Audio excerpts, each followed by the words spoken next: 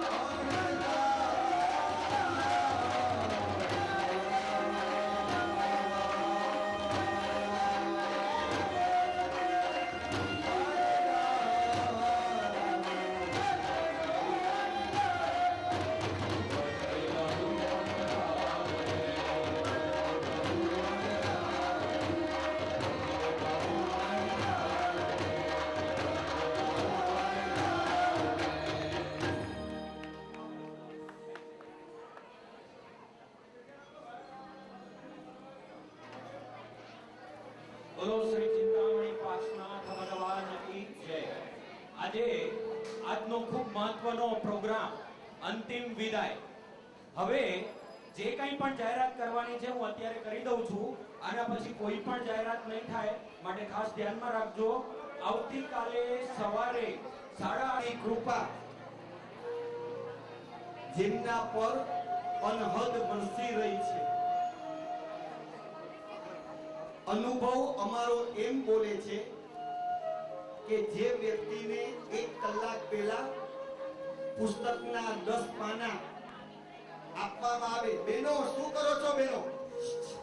હું ફક્ત એક વાર કહીશ, કદાચ તમારા માટે આવા દીક્ષા જીવનના વિદાય સમારંભ ઘણા તમારા મારા માટે આવશે। દર્શીભાઈ માટે આ છેલ્લો પ્રસંગ છે। જય જયકાર શાસન સેવકનો જય જય જય જયકાર જય જયકાર શાસન સેવકનો જય જયકાર જય જયકાર જય જયકાર શાસન સેવકનો જય જયકાર જીન શાસનનો જય જયકાર શાસન સેવકનો જય જયકાર જીન શાસનનો જય જયકાર શાસન સેવકનો જય જયકાર જય જયકાર જય જયકાર જીન શાસનનો જય જયકાર જય જયકાર જય જયકાર જીન શાસનનો જય જયકાર। બોલ શ્રી ચિંતામણી પાર્શ્વનાથ ભગવાન કી જય।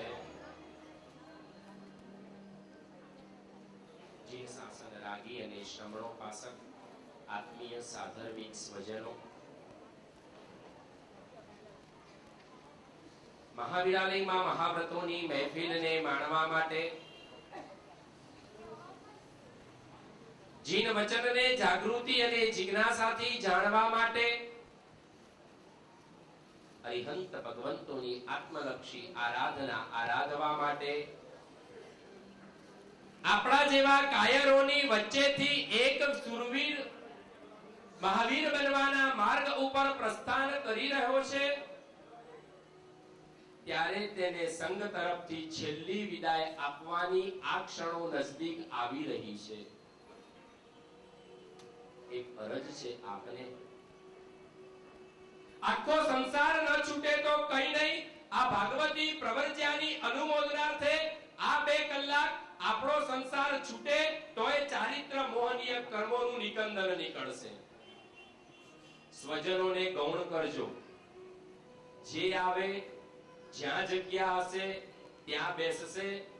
પ્રભુના માર્ગની અંદર હવે માત્ર શ્રમણ ધર્મ પ્રત્યે જ અહોભાવ કેળવવાનો। નાના બાળક બાળિકાઓને સાથે લઈને બેસજો। મોબાઈલ જે પત્ની અને બાળકો કરતા પણ અતિ પ્રિય છે તેને વાઇબ્રેટ અથવા સાયલેન્ટ મોડ ઉપર મૂકજો। વાત કરવી જ પડે તેવી હોય ઊભા થઈ બાર વાત કરી અને ફરી પાછું જ્યાં સ્થાન મળે ત્યાં સ્થિરતા ધારણ કરજો। છલકે નયનમાં પ્રેમ સ્મિતમાં મેઘ ધનુષી રંગલા ને અંગે અંગે જગમગે છે રંગ રંગીન તારલા। દેવેન્દ્રના મણિ મુકુટથી વધુ તેજ ચમકે ચરણમાં, એ ચિંતામણી પાર્શ્વ પ્રભુ રહેજો સદા મુજ સ્મરણમાં। હું અને તમે રોજ પરમાત્માના સ્તમનની અંદર ગાઈએ, ચિંતામણી દાદા મારી ચિંતા છું। પોકળ અને બોધા અવાજે બોલાયેલી બંદગી એટલે કે પ્રાર્થના પરમાત્માના હૃદયપટ અને કર્ણપટલ સુધી કદાચ નથી પહોંચતી, પણ દર્શિતભાઈના અંતરમાંથી નીકળેલા એ ઉદ્ગારો આજે દર્શિતભાઈ ગૌરવ સાથે કહી શકે, મિલ ગયો હીરો ટલ ગયો ફેરો। કેવી મહાનતા જીન શાસનની, વિતરાગ શાસનની કેવી છે શાન। નમો લોએ સવ સાહુણમાં સ્થાન, પંચમ ગતિનું મંગલમય પ્રસ્થાન, સફળ બને તમ સંયમનું અભિયાન। એવા ભાવ સાથે આ સમારોહની શરૂઆત કરીએ। તમને ખબર છે દર્શિતભાઈ પરમ દિવસની પરોઢે લગ્ન કરવા માટે નીકળવાના છે। ક્ષમા એ જ જેનું આભૂષણ છે, સંતોષ એ જ જેની સુવાસ છે, તપસ્યા એ જ જેનું સત્વ છે, સત્ય એ જ જેની સાધના છે, અકિંચનતા એ જ જેનું આભૂષણ છે, નમ્રતા એ જ જેની નિર્મળતા છે, મુક્તિ એ જ જેની મનોહારિતા છે, પવિત્રતા એ જ જેની પ્રકૃતિ છે, સંયમ એ જ જેનું સૌંદર્ય છે, અને લાવણ્ય એ જ બ્રહ્મચર્ય એ જ જેનું લાવણ્ય છે. એવી શિવ સુંદરી સાથે પરમ દિવસની પરોઢે પાણી ગ્રહણ કરવા માટે આ સંઘનો દીકરો પ્રસ્થાન કરવા માટે નીકળી રહ્યો. કેવી ધન્ય વેળા હશે, ગુરુ ભગવંત મંત્રોચ્ચાર કરતા હશે, સાથે પ્રવર્જ્યા કુમારીનું દાન કરશે, ચતુર્મુખી પરમાત્માની સન્મુખ દર્શિતભાઈ યાવચ્ચીવ વફાદારીનું પ્રતિજ્ઞા પત્ર ઉચ્ચારશે, સંસારના 4 ફેરાનો ઉચ્છેદ કરવા માટે પ્રભુને 3 ફેરા આપશે, શુભ લગ્ને લગ્ન લેવાશે, મંગલ વાજા વાગશે, સંતજનો અને સંગજનો એ વખતે એમને હરકતી વધાવતા હશે. પણ આ ઘડી કેવી અલબેલી હશે, અહીં વિદાય કન્યાની નહીં પણ કુંવરની હશે.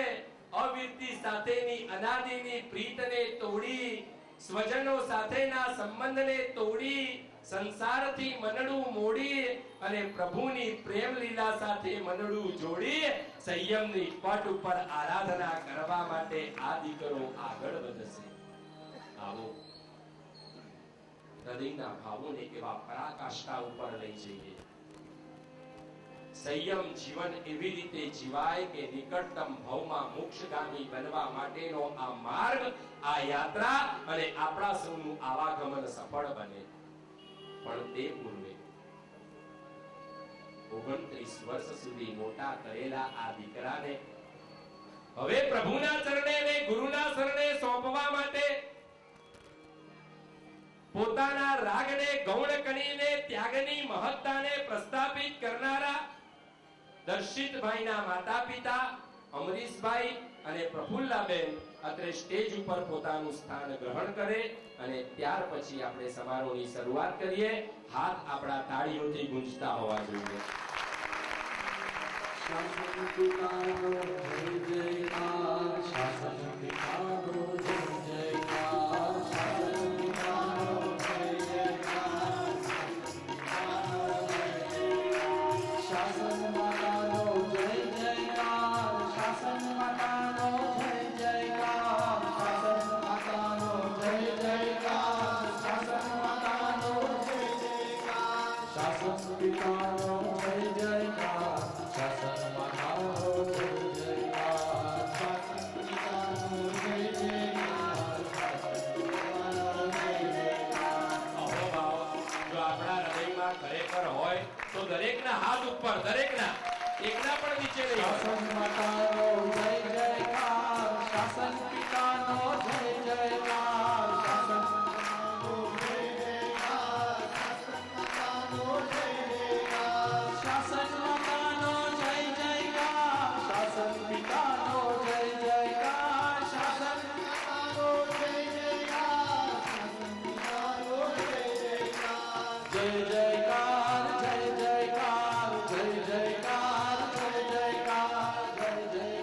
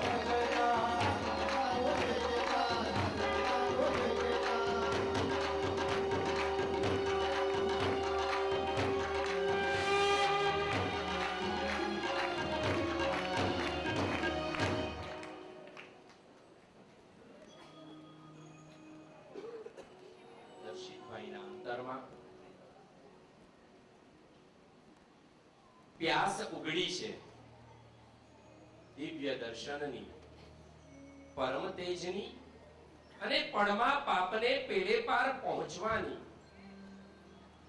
પણ અંતરમાં ઉઠેલી આ પરમ પ્યાસનું સમન સર્વ વીરતીની પરબ વિના બીજું કોણ કરી શકે? જૈન ધર્મ પામ્યા પછી અને શ્રી અરિહંત પરમાત્માની સાચી ઓળખ થયા પછી અંતરમાંથી એક જ ઉદ્ગાર નીકળે, ભવ અનંતમાં દર્શન દીઠું. અને મળેલા માનવ ભવના ફળ સંપ્રાપ્ત કરવા માટે માહિલો જો જાગ્રત બની જાય તો માનવીના તેજ ઝળકી ઉઠે. મનના મિનારેથી મુક્તિના કિનારે પહોંચવા માટે આત્મરામ થનગનવા લાગે. પ્રીતમ કેરો પંથ ન્યારો હોવા છતાં પ્યારો લાગવા માંડે. જીવન જંગ જીતવા માટેનું શૌર્ય સ્ફુરાયમાન થાય. જીવનના આદર્શ બદલાય અને હૈયા સટોસટ વાત બેસી જાય કે સંયમ ધર્મ જ પાપ હરે તન અને મનના. શું છે સંયમ? જેનું વર્ણન કરવા માટે શબ્દો સીમિત થઈ પડે, અક્ષરો ઓછા પડે. વિશ્વ વિક્રમની નોંધ પોથીઓ પણ વામણી બને. પ્રમાણપત્રોના ખડકલાના ઢગ પણ કદાચ ઓછા પડે અને સુવર્ણ ચંદ્રકોની ભરમાર પણ જાણે ગરીબડી પુરવાર થાય. એવું અજોડ, બેજોડ, અનોખું, અદ્વિતીય અને અદ્ભુત પરાક્રમ જો કોઈ હોય તો તે માત્ર ને માત્ર સંયમ છે. શું છે સંયમ? વિતરાગનું શાસન કહે છે પરમાત્મા સાથે પરાકાષ્ઠાના પ્રેમનો લગાવ છે સંયમ. મોહને જીતવા માટેનો અદ્ભુત દાવ છે સંયમ. પાપની ધરતી પર પ્રેમના ગુલાબનો પથરાવ છે સંયમ. ભવરણની અંદર વટ વૃક્ષની છાવ છે સંયમ. સવી જીવો સાથે અભયદાનનો ઠરાવ છે સંયમ. ગુરુ ચરણમાં સમર્પણનો ભાવ છે સંયમ. તપતા પંથ ઉપર મીઠા જળની વાવ છે સંયમ. અને ભવસાગરથી પાર ઉતરનારી અદ્ભુત નાવ છે સંયમ. આવી અદ્ભુત નાવની અંદર બેસવાનું સદભાગ્ય એમને સાંપડી રહ્યું છે. તો સંયમ જીવન કોઈ પણ પાપ, વરણ, પરાવણ અને અનુમોદન વગરનું નિષ્પાપ જીવન. અરે 18 આલમમાંથી એકની પણ જરૂરિયાત વગરનું નિરપેક્ષ જીવન. પાત્ર, પદાર્થ અને પરિસ્થિતિમાં લેપાયા વગરનું નિર્લેપ જીવન અને પર્યાવરણને લેશ માત્ર નુકસાન પહોંચાડ્યા વગરનું ઇકો ફ્રેન્ડલી જીવન જો કોઈ હોય તો આ સંયમ જીવન છે. જૈન શાસનમાં જન્મેલી પ્રત્યેક વ્યક્તિના અંતરમાં ઊંડે ઊંડે ધરવાયેલી એક ઈચ્છા, એક મહત્વાકાંક્ષા, એક અભિપ્સા, એક લાલાયિતતા જો કોઈ હોય તો એક જ હોઈ શકે. જ્યાં પાપ જ્યારે એક પણ તજવું અતિ મુશ્કેલ છે તે ધન્ય છે જેવો 18 પાપથી વિરમેલ છે. ક્યાં પાપમય મુજ જિંદગી, ક્યાં પાપ શૂન્ય મુનિ જીવન. આ પાપમય સંસાર છોડી શ્રમણ હું ક્યારે બનું અને એટલે જ ક્યારે થશે મારા ભવનો રે અંત, ક્યારે બનીશ હું સાચો રેશમ.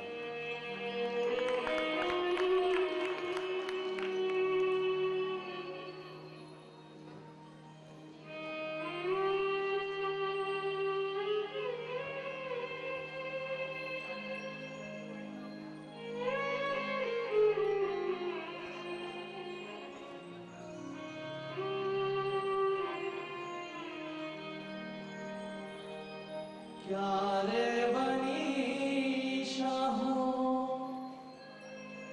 સાચો રે સંત, ક્યારે થશે મારા ભવનો રે અંત, ક્યારે બનીશ હું સાચો રે સંત, ક્યારે થશે મારા ભવનો રે અંત.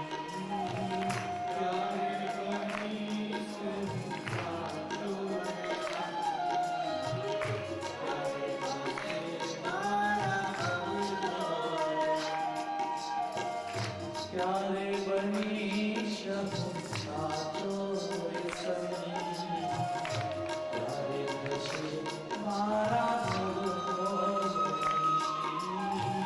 ક્યારે બની શકું સાચો સંગ, ક્યારે થશે મારા ભવનો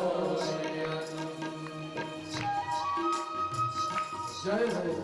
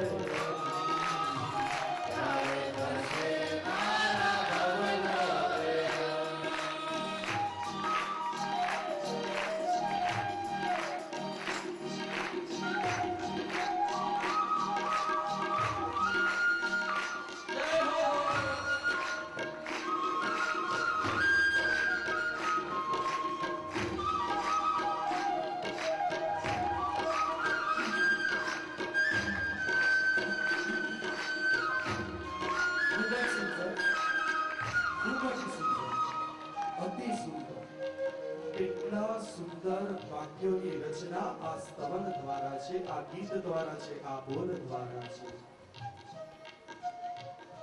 ક્યારે બની સહુ સાચો રે સંત.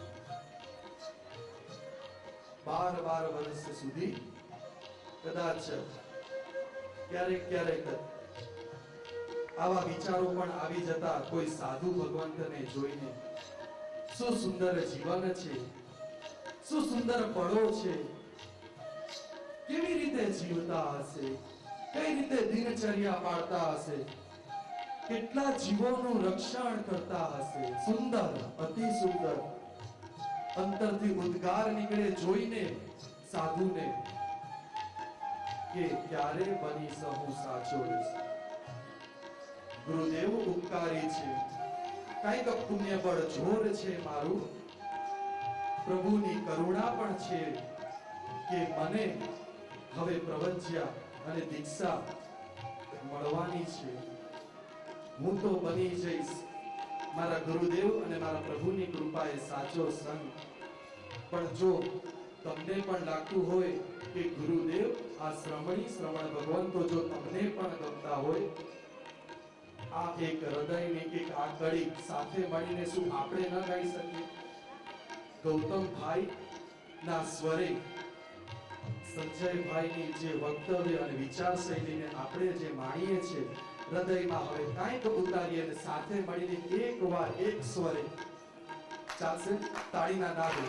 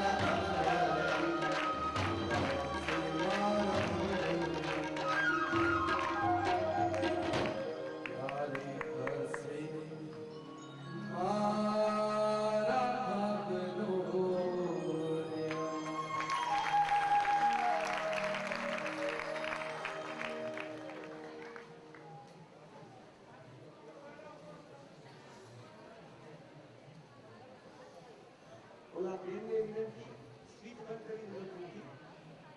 આગળ હવે હજી દરેક ભાઈઓ બહેનોને વિનંતી થોડાક આગળ વધજો.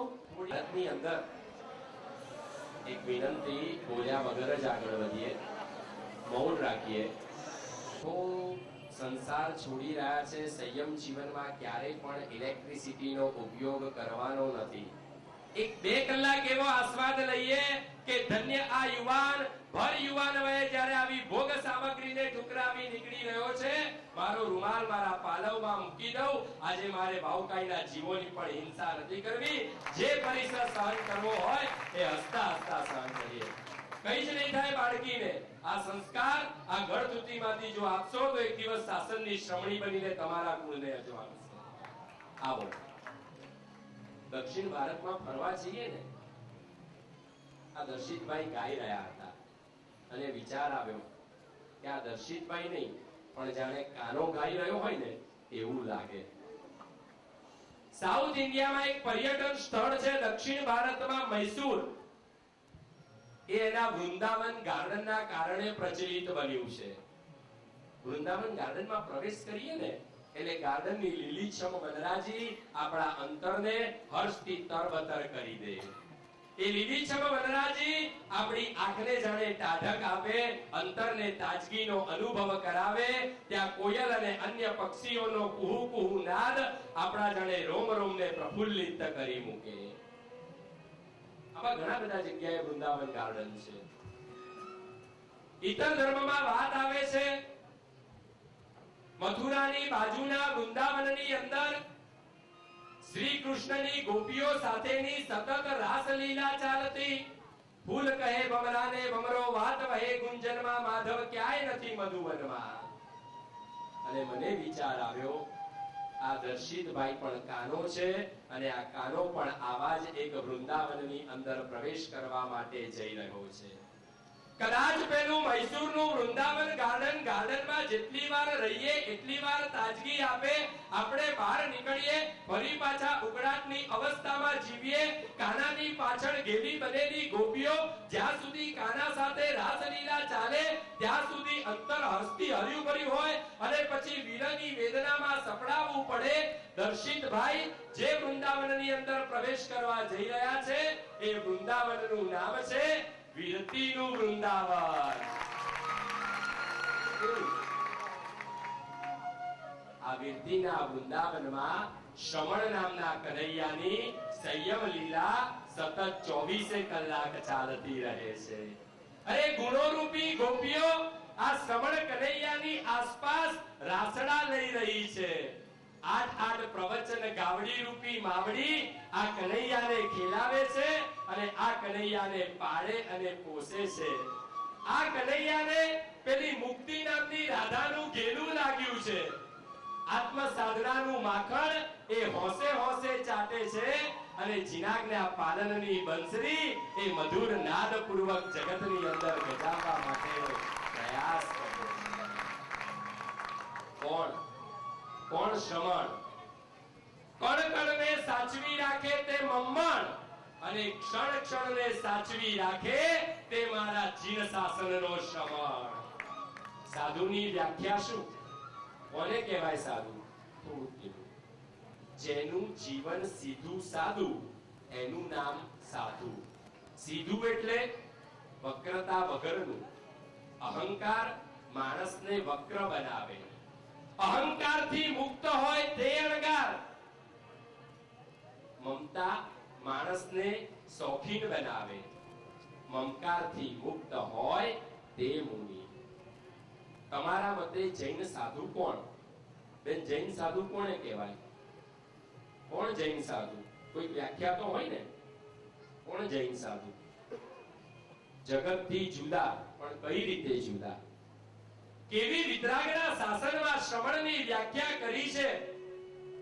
ક્રોધે જ્યારે ઘરની અંદર પગદંડો જમાવ્યો છે ત્યારે એક ક્ષમા શ્રમણના બિરુદને શોભાવે છે. હિંસાના તાંડવની વચ્ચે શ્રમણ ભગવાન વીરના અહિંસાના ઉપદેશને એ ચોતરફ ફેલાવે છે. વિશ્વ જ્યારે ભૌતિકતાની ટોચ ઉપર પહોંચ્યું છે ત્યારે શ્રમણ અધ્યાત્મના એવરેસ્ટ શિખર ઉપર આરૂઢ થાય છે. પાંચે ઇન્દ્રિયોને ખણજ ઉત્પન્ન થાય એવા ભોગ વિલાસના વાતાવરણની વચ્ચે વિશુદ્ધ બ્રહ્મચર્યના પાલનથી ઉત્પન્ન થતી નૈતિક મસ્તીના આનંદને એ હોશે હોશે માણે છે. અરે ગમે તે ભોગે પૈસો ભેગો કરવા પાછળ હું અને તમે પાગલ બન્યા છીએ, ત્યારે ભેગા થયેલા પૈસાનો મોહ ઓછો કરવા અને સૌનું હિત થાય એવા દાનાદી ધર્મમાં વાપરવા એ ધોધમાર ઉપદેશ વરસાવે છે. કર્મ સાથેના સંગ્રામમાં દેખાય પારાવાર વિષ રસ, આત્માની અંદર ડોક્યું કરીએ તો જોવા મળે આપણને દિવ્ય શૃંગાર રસ.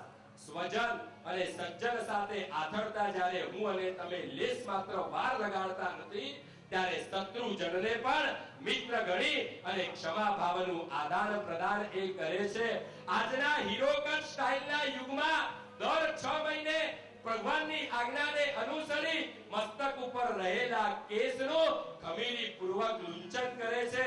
આજના સ્પુટનિક યુગની અંદર ખુલ્લા પગે કુમારી પૂર્વક ચાલે છે. અરે જગત પૈસા ખાતર પરિવારને છોડે છે, મારો સાધુ